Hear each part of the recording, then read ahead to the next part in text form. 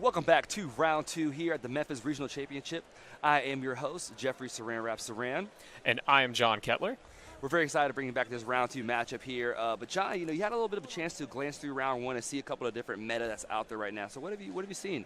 Yeah, well, I've seen a lot of variety. Remember, there's over 800 people in the oldest age group, the Masters Division, consisting of anyone age 15 or over approximately.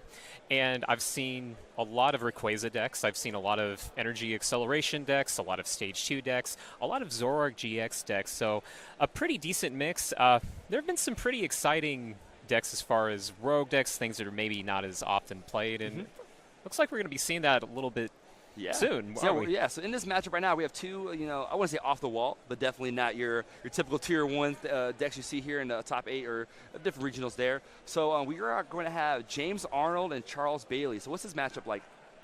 Well, on one hand, we've got a lot of one-shot potential from both players. One-shotting meaning you're able to knock out a defending Pokemon with a single hit, but at the same time, it looks, at least as far as types go, there might be a little bit of an advantage for Charles. I'm seeing that James is running a Magnezone deck, which involves a lot of energy acceleration, attaching more than one energy per turn. Kind of the same thing going with Charles' deck here. It's a Ho-Oh GX deck. Ho-Oh is a Fire-type Pokemon.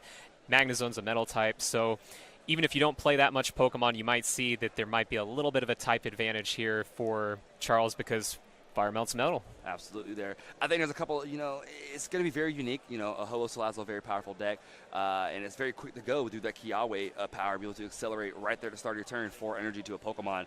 But, at the same time, James can one-shot also, so it kind of goes both ways, being able to trade punches. Yeah, that's right, and I think that's kind of the redeeming factor for James right now. Pokemon, in a lot of cases, is like a complicated version of rock, paper, scissors, but the exception here is when you have so much on your board right now that you're able to actually keep something going and you're able to maintain momentum, you're able to draw prizes and win the game even if you're weak. So it looks like our players are getting set up right now. Yep. Chase has been able to get his set up. James is still trying to mulligan, maybe get out of that. Then we can get started for the round. All right, yeah, so looks like we're cutting the deck here, getting set up here as we're waiting to start this round two matchup here. James drawn away. What's the kind of optimal starts right now for both these players? Well, for Chase, he's got a lot of variety here. He can start with just about anything and have his optimal turn one setup as long as he's able to get that Kiawe supporter for the first turn. For James, on the other hand, he needs a little bit more going. He needs to get at least one Magnemite into play, maybe even two. And looks like we've already got one. All right, so we are going to start on Chase's turn here. We do have those rainbow rare arts, a little difficult to see here, but we do see the birds flapping, so we can fortunately notify that that's a Ho-Oh there. That's right, and we also see these Acrobikes. Acrobike being a really good play in this deck because you're able to get fire energy into the discard pile. Now, one thing we didn't really bring to your attention is there's another GX Pokemon played in Chase's deck list. It's Turtonator GX. It has a GX attack that lets you charge up your Pokemon with energy from the discard pile, more than one energy per turn. You lose your GX attack, but on the other hand, you're able to get basically your entire setup within the first or second turn if you miss a Kiawe. Yeah, it kind of gives you a chance to be able to accelerate your strategy both ways, through the deck and through the discard pile. Kind of leaves you a little foolproof, honestly. Yeah, that's right, although even with Chase's setup, even without that, he has really good odds of getting what he needs. We're seeing him get that Tapu Lele. It's effectively an out for Kiawe. Kiawe, search your deck for up to 4 fire energy and attach them to a single Pokemon. Really important to be able to get a lot of aggression out in the first couple turns. And with Tapu Lele using its Wonder Tag ability to search for supporters, you effectively double your odds of being able to get that Kiawe on the first turn, if not triple when you add in ways to search for Pokemon from your deck. So as what Kiawe does allows you to attach 4 energy from your deck to a Pokemon, but it does also come at a cost of ending your turn directly there. So we are on to James' turn right now. Looks like we did see a Nest Ball come down right now. I'm curious what he's going to do here as far as, does he just set up more Magnemites or does he go for his attackers? Well, part of it really comes down to what the rest of his follow-up is on his hand, because Chase is threatening a very strong opening right here. He's got a Ho-Oh charged up. He's working on charging up that active Ho-Oh. So James is probably thinking about this from the perspective of what can I do to A, get my Magnezone into play, Magnetic Circuit, same type of general concept of attaching more than one energy per turn. You can only attach one energy per turn under normal circumstances, but when you get that Magnezone into play, you can just dump the metal all over the place, really keep yourself going and keep up the pace with Chase's deck. So he wants to get that. He also wants to be pretty conservative here with when he plays his GX Pokemon. GX Pokemon give up 2 prizes, and Chase wants to see as many GX Pokemon as possible because whatever hope that James has to be able to keep up the pace with Chase could be squashed if you have a situation where Chase keeps on drawing prizes off of GX Pokemon. Sorry, and it's fortunate enough that James does play some 9X attackers, and one coming down right here to the floor, Heatran, being able to hit slow down the pace of Chase and hopefully set up his GX attackers to hit the haymaker. That's right. Hit the haymaker attacks later on. A pretty uncommon card for the most part in the format right now, with the exception of this Magnezone deck. We've seen it in at least a couple other lists over tournaments, but naturally Chase had to kind of take a look at it, make sure he knew what it did. It has a decent amount of potential to be able to deal damage. It doesn't quite have that same strength of being able to one-shot Pokemon as easily as the rest of the attackers in James' deck. Absolutely there. And, he's going through the most right now. He has the Mount Coronet to be able to bring back those energies from the discard pile as well. But you got to be in a rough spot here because of how much pressure that Ho-Oh is bringing here. So right now, James kind of just stumbling through a little bit right now, trying to figure out what is his odds. But if anyone can do it, last year Virginia Regional Champion could pull it off. Yeah, for sure. James has been able to win some pretty high-intensity, well-attended regional championships, and I like his setup here. Just kind of taking a peek at his hand right now, I don't see a lot of outs to that fast Magnezone. So the Rare Candy item card is your out to be able to get out a Stage 2 Pokemon. So they're basic Stage 1 and Stage 2 Pokemon. Generally, you have to go through the Stage 1 to get to the Stage 2, wasting a turn. But with Rare Candy, you're able to get out turn 2. So important for James to be able to get that, but I don't see that in his hand right now. Now, I actually believe looking at James's list, we've got 3 copies of the Volkner supporter card.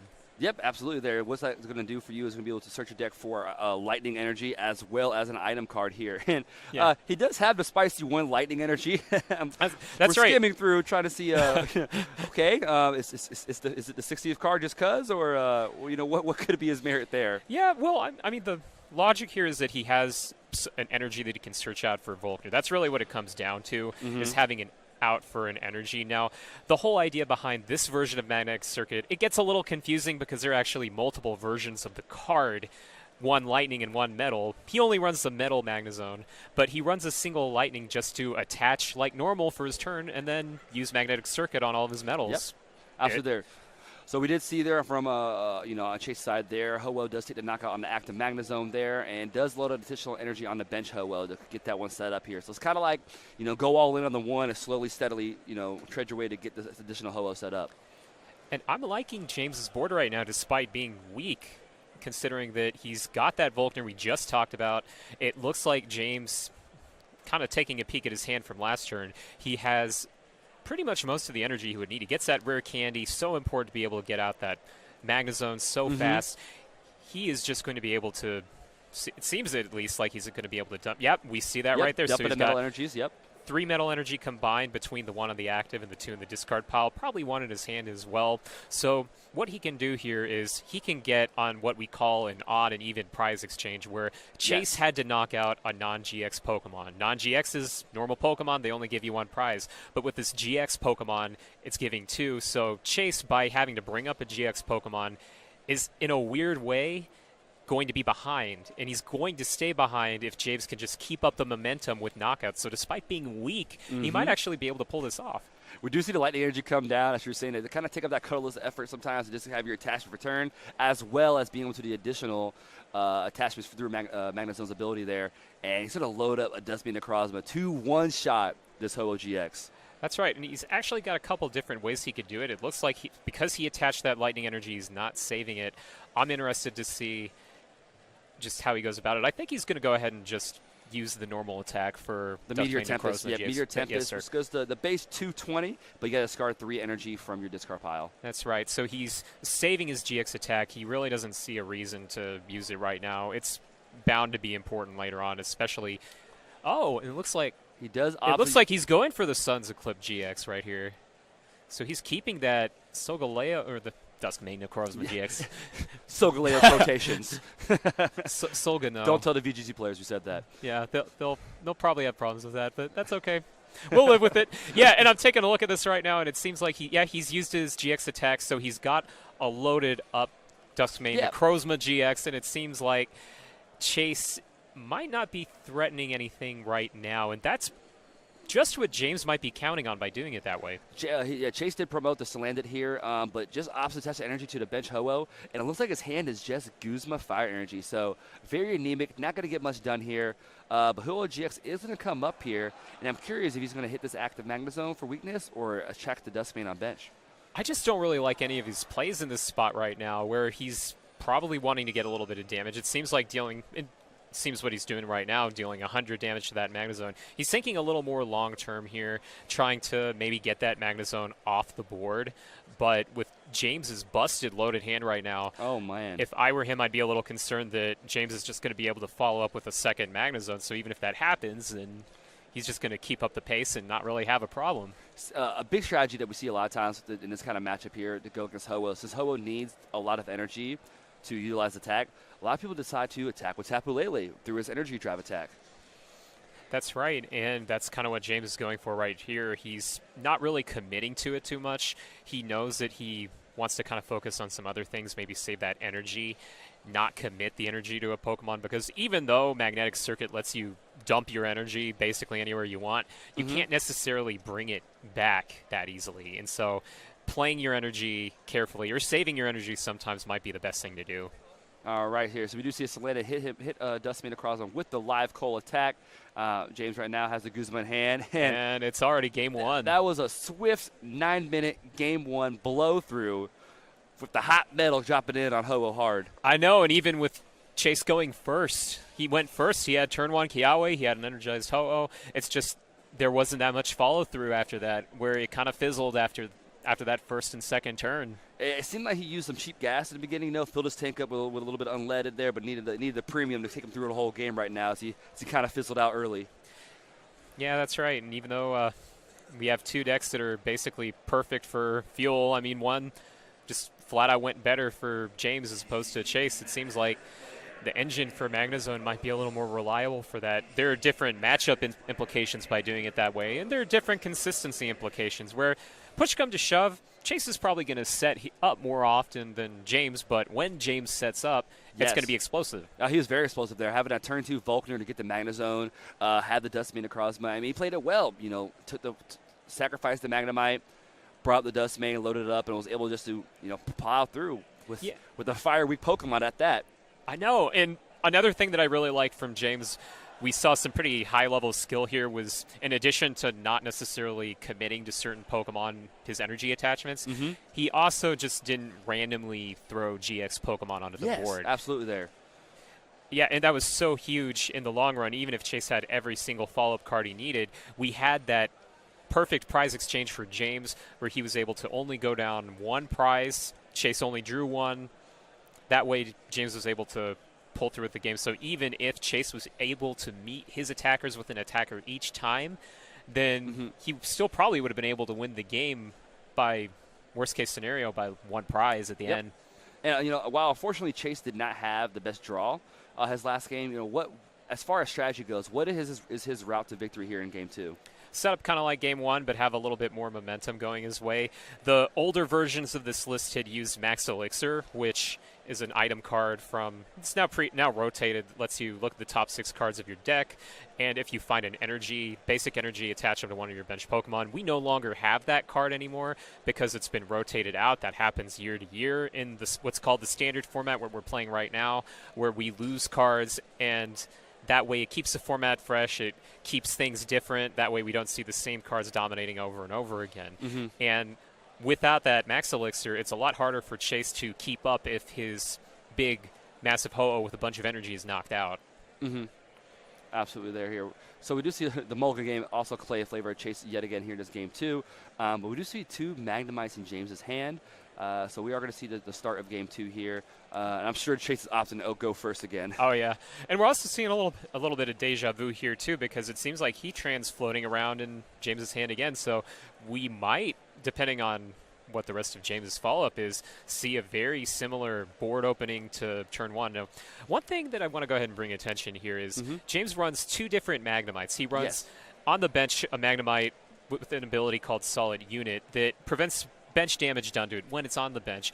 And the active Magnemite, which is up on the screen right now, has a really good first attack that lets you search your deck for metal energy cards. You get more metal energy into your hand, and that way you're able to get those explosive turn 2 setups. Yeah, he was able to utilize that game 1 to get those energy set up on board there before it went down from the Hoa there. And I think that was like an ultimate, increment to where he was able to start taking a game over from there.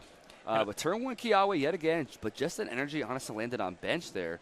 So not much of a setup right there. He just has the Kiawe on the Turtonator, and not much else going on, unfortunately, for him.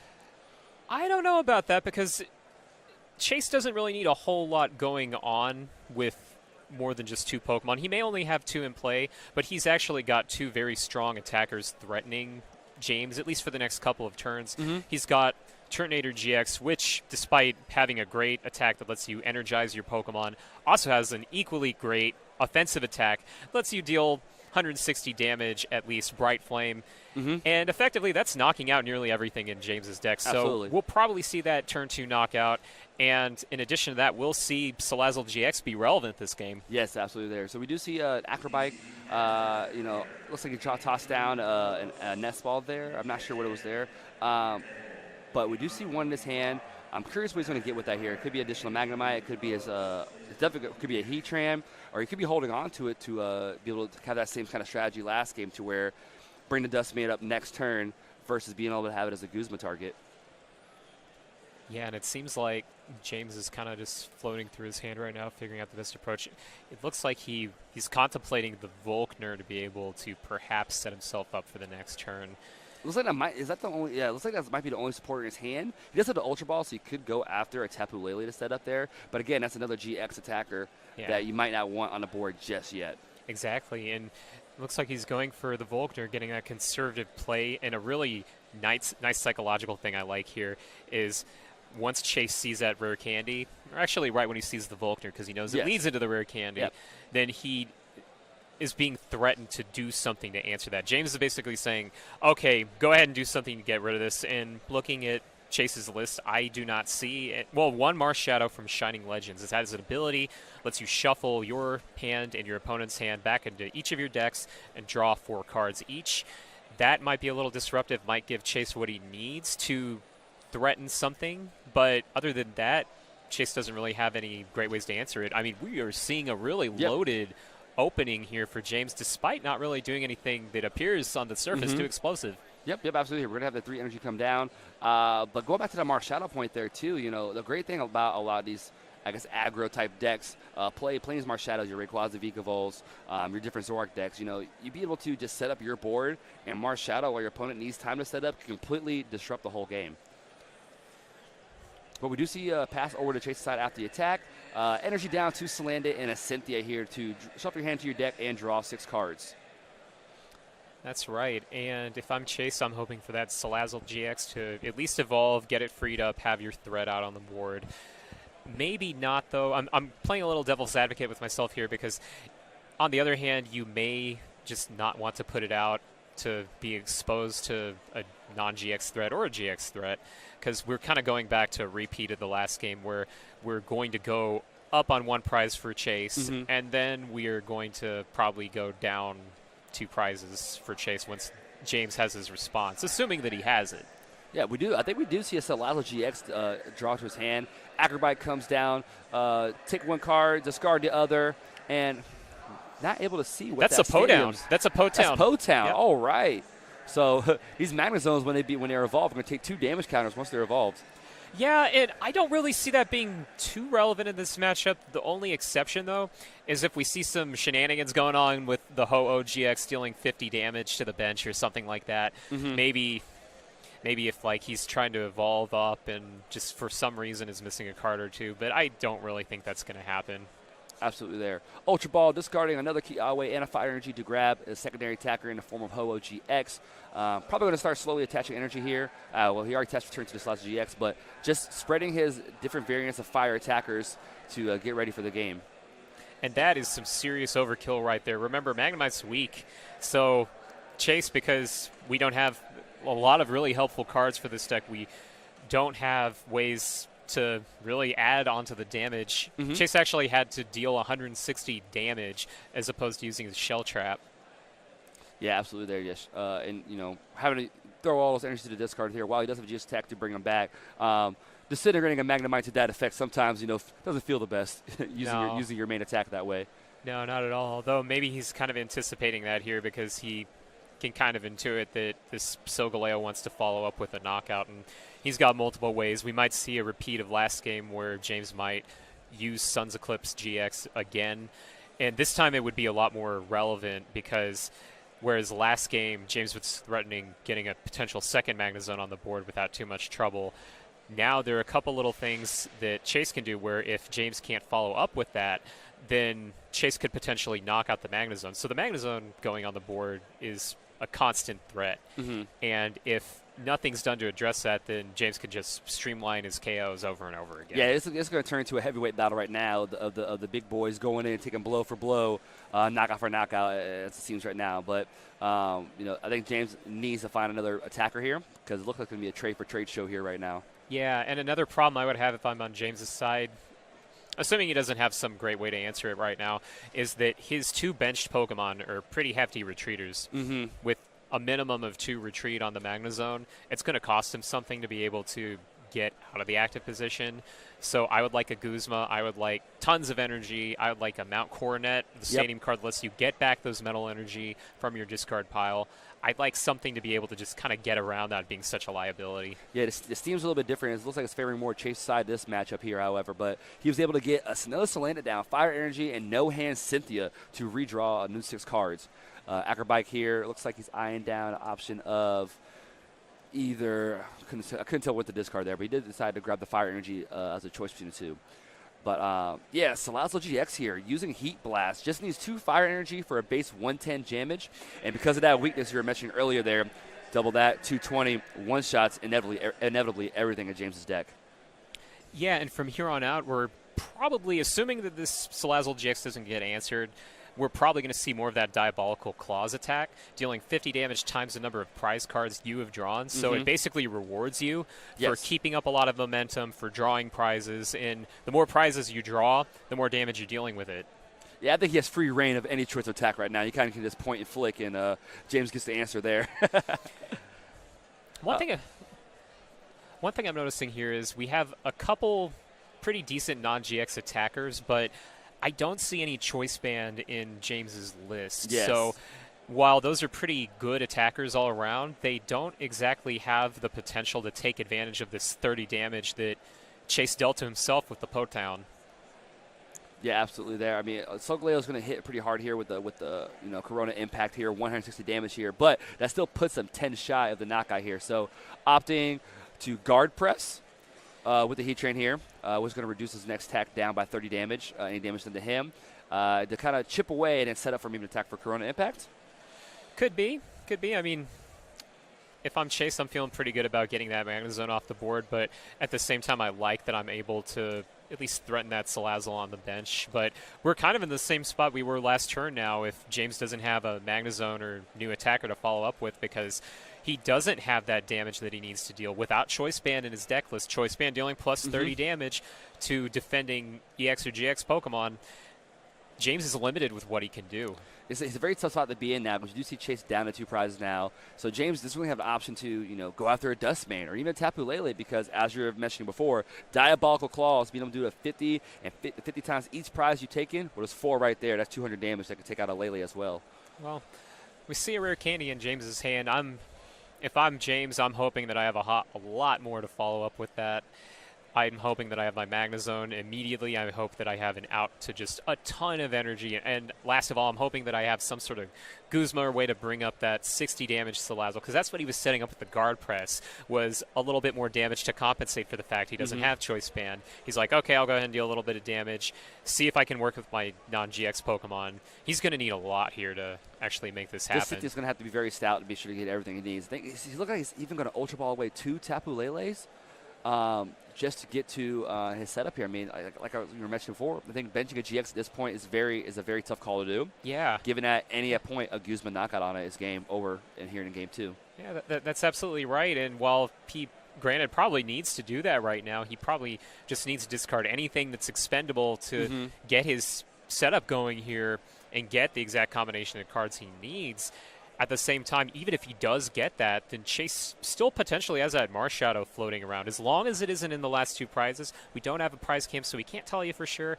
But odds are pretty good. Chase has that Mars Shadow in case he really needs it to disrupt James's hand. So even if he gets everything that he needs, he could just get shuffled, forced to draw 4, and then hope that he draws into what he needs. I mean, at this point, it's probably the route for Chase, right? 'Cause, I mean, Chase has 2 setup attackers, 2 prizes left, so a let loose could really just, end the board for James on this side right now. And it seems like James has at least some decent cards in his hand. I mean, he's got energy retrieval. He's got an out to an attacker between Nest Ball and Ultra Ball. It's just the issue, which if I'm James, I'm just feeling really frustrated about, is that I don't have the exact perfect combination of cards. And even if I did, then I probably wouldn't be able to get a KO this turn. But I'm looking to see if I can get proven wrong here. Looks like he's going to grab the Dustbane across me here. I'm hopefully to hold down or just, a little bit of an easier chance to get what he wants off the Acrobike. Yeah. It looks like he got Mount Coronet and decided to discard a Rare Candy since he already has his Magnezone set up.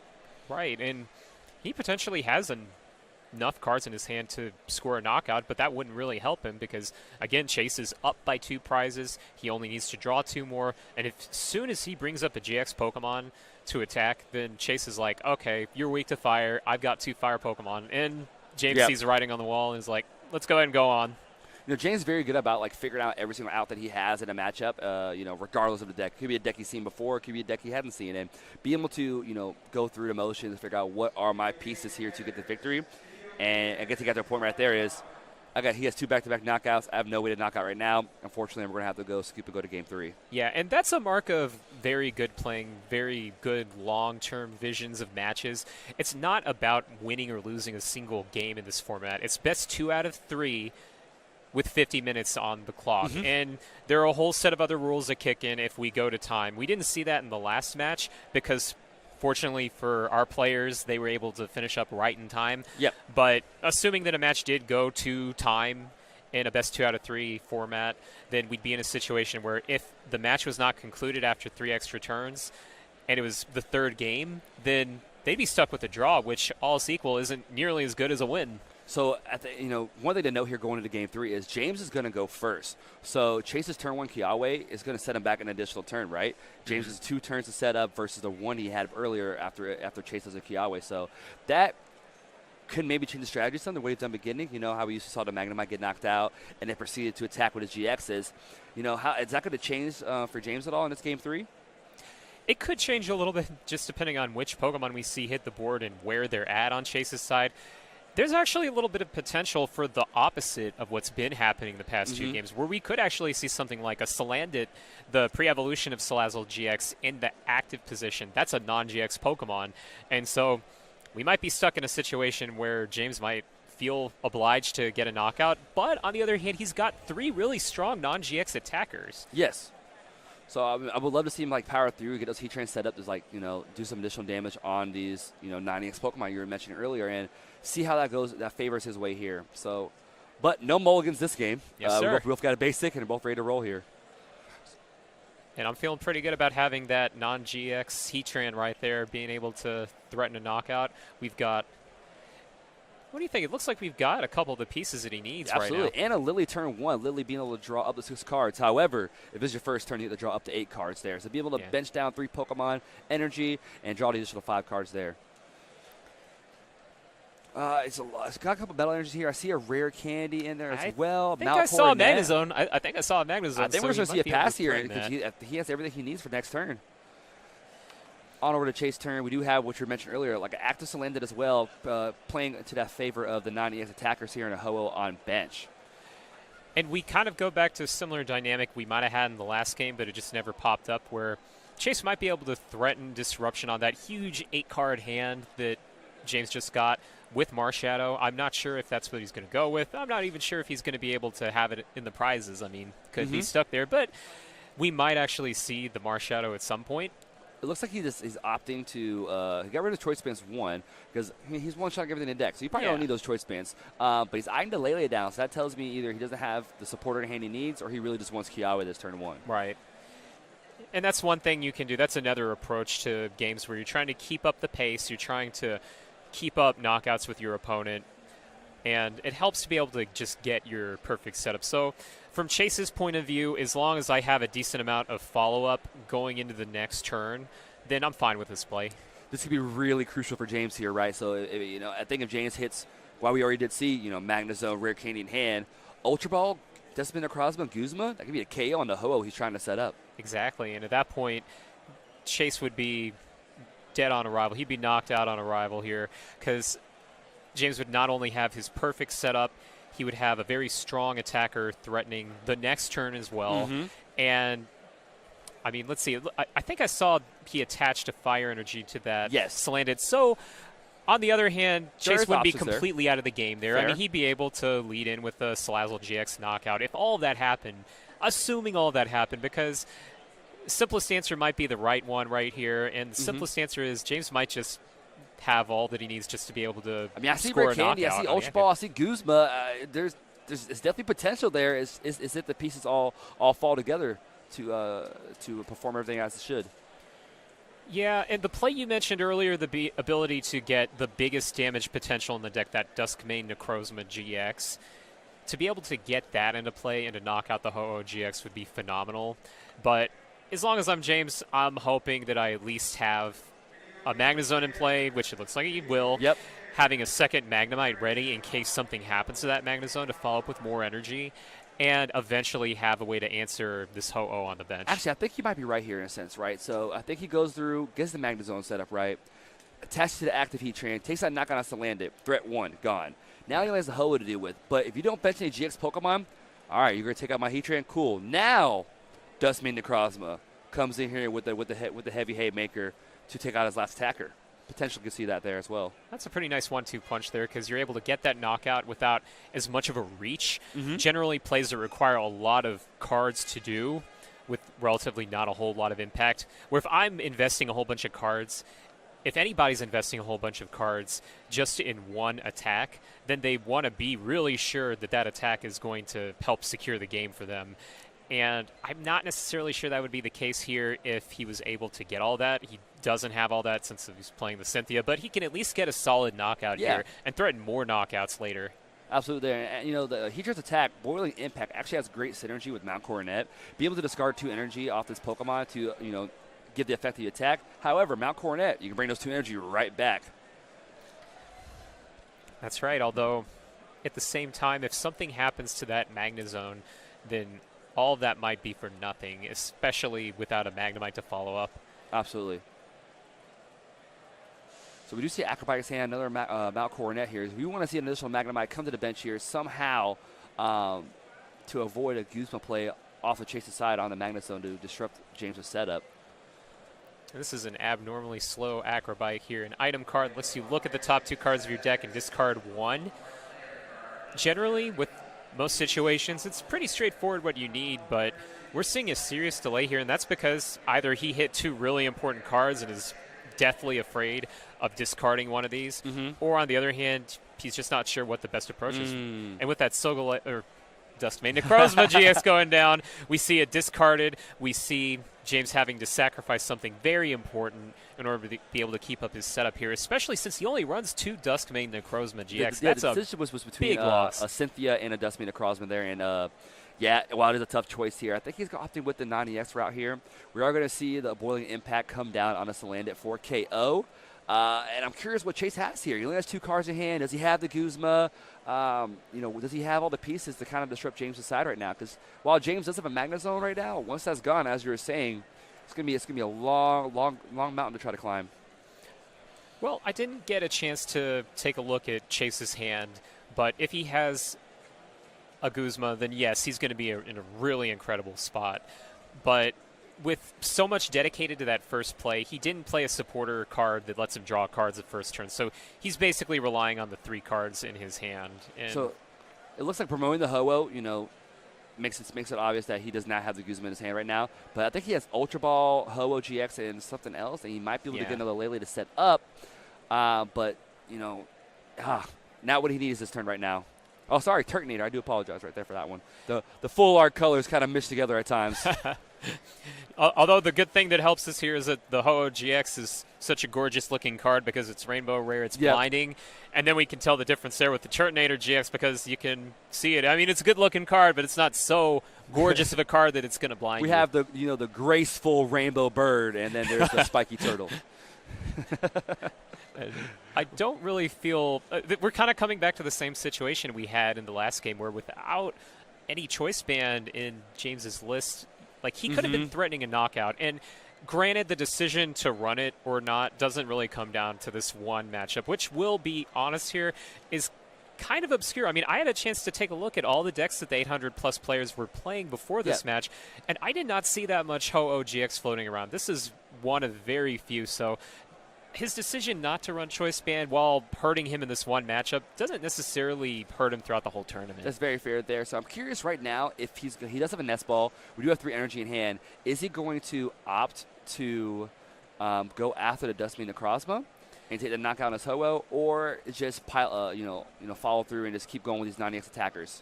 Really just depends on if he has the Duskmane Necrozma GX. Yes, that was a very delayed Acrobike last turn. And without a prize cam, I can't be 100% sure, but just a little blind speculation here. There might be a chance that other one's prized, and that would be a very unfortunate situation for James if it were. If a card's prized, it's stuck in those last 5 prize cards. You got to wait to get it. So he had the Nest Ball to get it if he wanted to. It's just, did he not have the energy? Was it in the prizes? Either way, he's going for this big hit.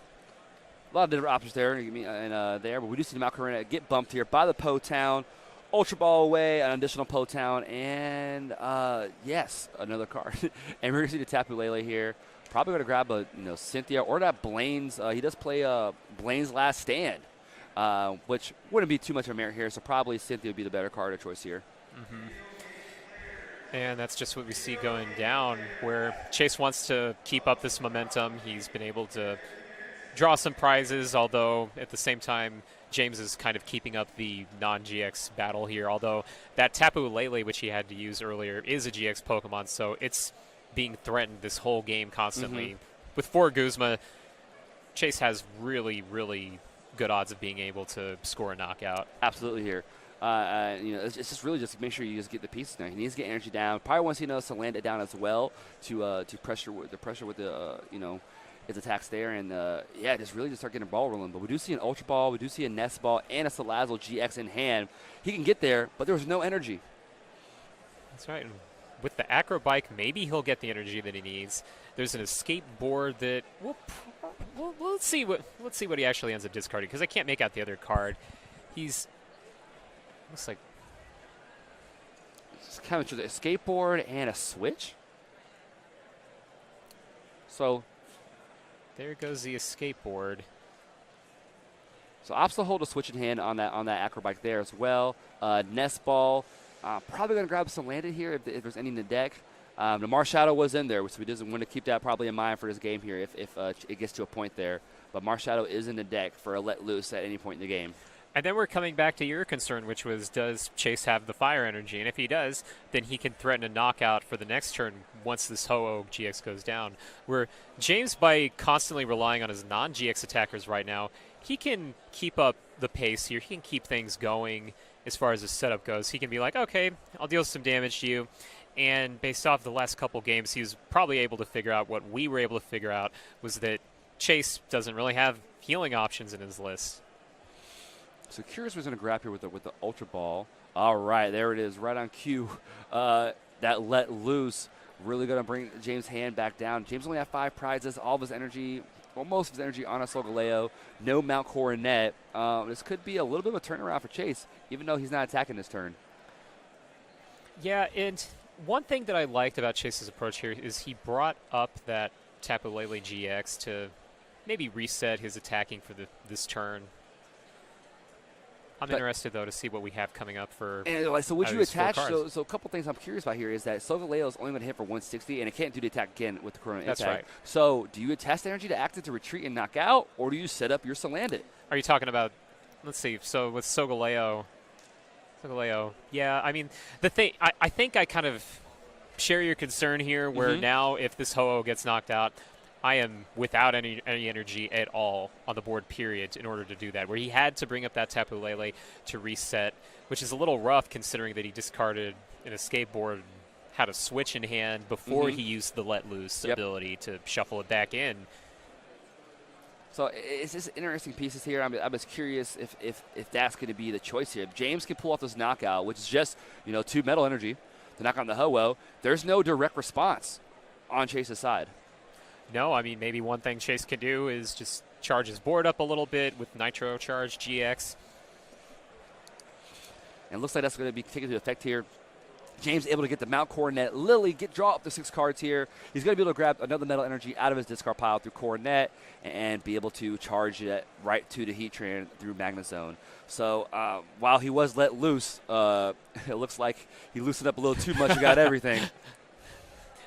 Yeah, and at this point, with more and more cards, he's able to draw out of it, build on his setup from where he was at, maybe even get a second Magna Zone out in the near future, and score a knockout. And we won't have a problem with pricing here with that Duskmane Necrozma GX. He confidently benches it right now, plays it down, knowing full well that Chase really doesn't have any way to answer it this immediate turn. So by putting it on the bench, in case something else happens, maybe James doesn't know Chase's list 100% here. Maybe he thinks, oh, there might be some sort of disruption card. Getting that Duskmane Necrozma out on the board gives him the confidence that he needs to be able to follow through the next turn with another knockout after this Heatran. And his Heatran is going to be able to knock it out with guard press as well. So even any chip damage from Salandit or Lele and like that, it's going to be mitigated through his effect of limiting 30 damage there. So having the option to cast the 2 metal energies, 2 Duskmane Necrozma is huge, seeing that it needs 4 to be able to utilize its attack. 3 to 4. And fundamentally, what we see going on here is almost an entirely different approach in decks, even though they're both about accelerating energy attachments, attaching more than 1 energy per turn, where James's deck, because it's so setup-oriented, you're getting out a bigger Pokemon that involves more cards. It's almost more of a team effort on James's part, where there are a lot of cards that have to work in conjunction with each other. With Chase's deck, you can be really reliant on single cards by themselves attacking the whole time. And James is having his chance to read Chase's cards, whereas Chase had to read James's cards earlier in the first game. Taking a look at that Victini Prism Star to make sure he has a really good feel for what it does. Absolutely there. And, everyone's here, going through the motions here, trying to figure out, reading each other's cards and everything there. Because these are both decks that are very unique. You typically don't see it there. And, it's just kind of funny to see everyone react the way they are right there. But Victini Prism Star has a very unique attack.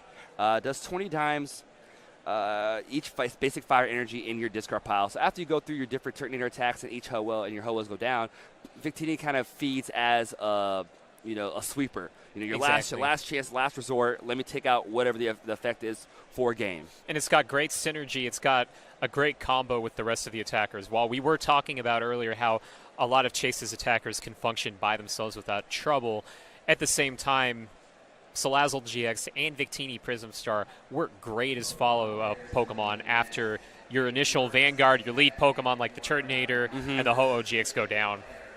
All right, so we're back into James' turn. We did see a Nitro Tank GX. People search your discard pile for 5 energy, attach them anywhere on your board, and I'll set up a Salandit and that Victini in itself.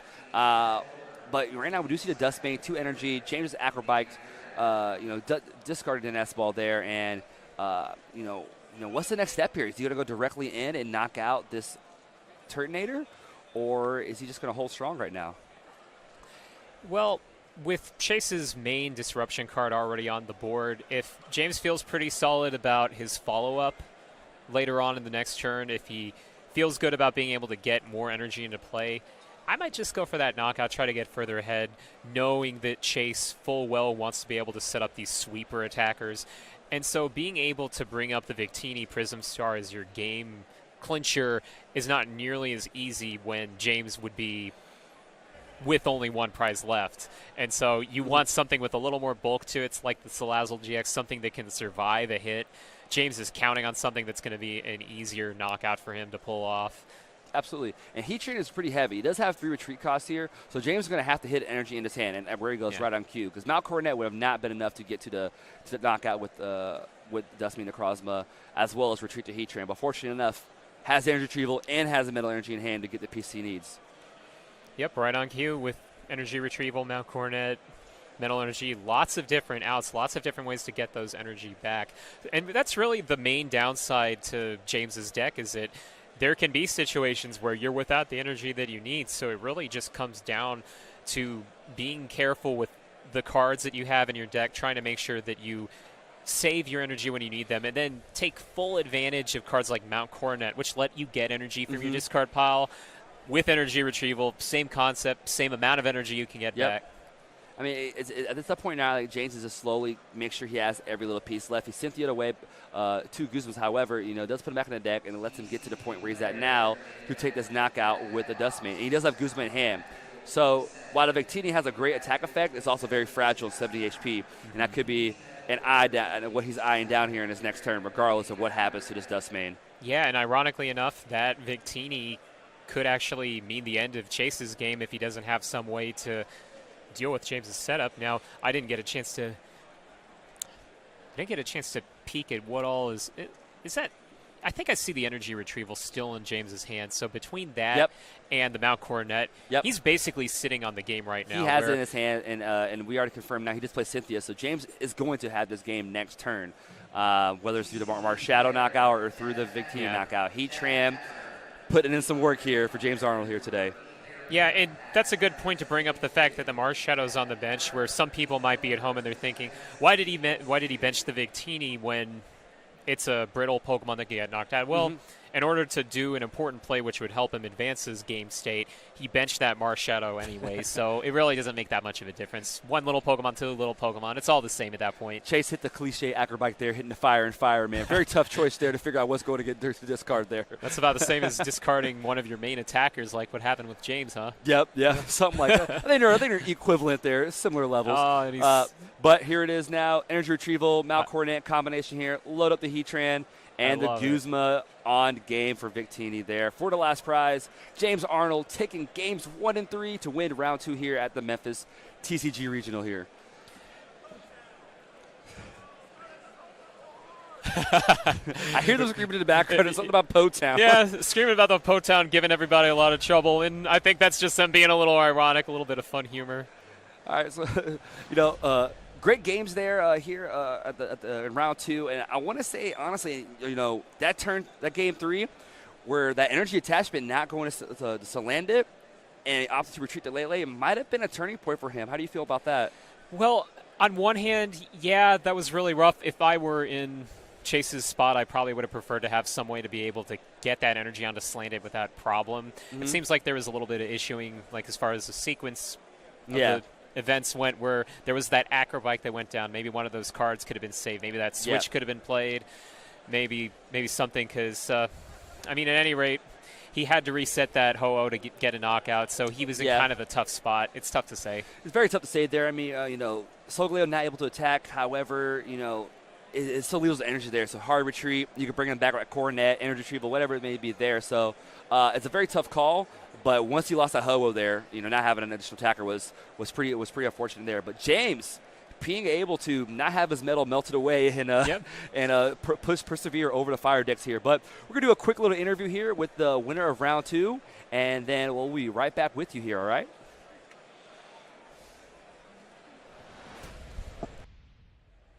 Here we are after our round 2 victory here from James Arnold, piloting the Magnezone deck here. I gotta say, you see the fire card flip over here. You gotta be shaking a little bit here. What was your initial thoughts when you saw that? Well, he flipped over Ho-Oh, and I was like, all right, well, we had a good run in round 1.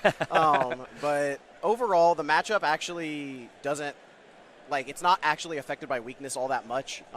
It definitely helps him, but as long as I'm able to stream Dustmane Necrozma like I was able to do in 2 of those games, as long as I just keep taking knockouts on his stuff too and get ahead first, then it's not that big a deal. Game one, complete blow through. I mean, he only had the one attacker set up. You're able just to get your Dustman chain going there. Even sacrifice one Magnemite, throw it off the prize trade, and just kind of hammer away through Dustman there. He'll solid play there. Game two, a little bit of a stumble. Weren't able to get that kind of brisk setup that we had, fortunately for game one, and he hit all of his pieces.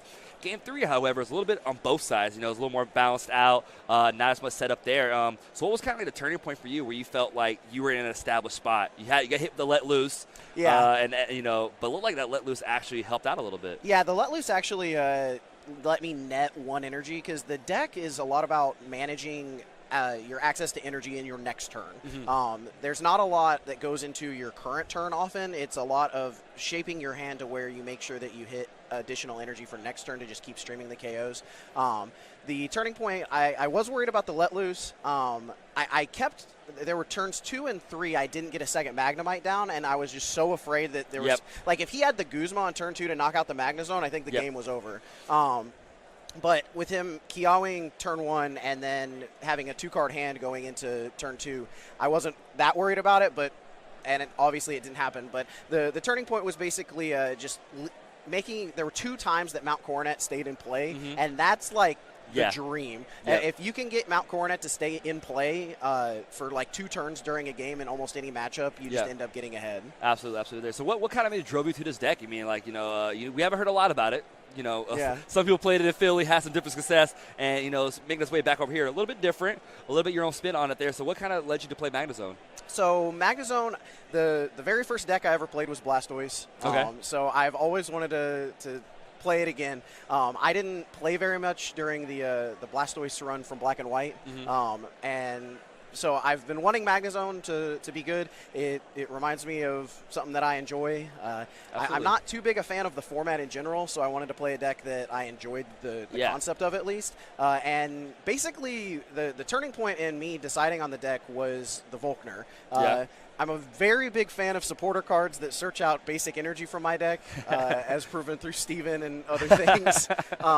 And with the lightning energy in the deck, you're able to net that extra energy, and it's just always about like +1ing on energy for next turn, so that you can promote like a 1 retreater and then not have your Dustmane Necrozma in play yet, and then get it into play, retreat your active, and still have the 4 energy. Absolutely. And that lightning energy on Volkner sold me on the deck, and I was ready to roll. Well, very unique concept, very unique spin here, brought to you from James Arnold on the Magnezone deck. Congrats again on reading round 2. We'll be back with you here after round 2 concedes overall, and we'll bring you to round 3 action with John and Kirk.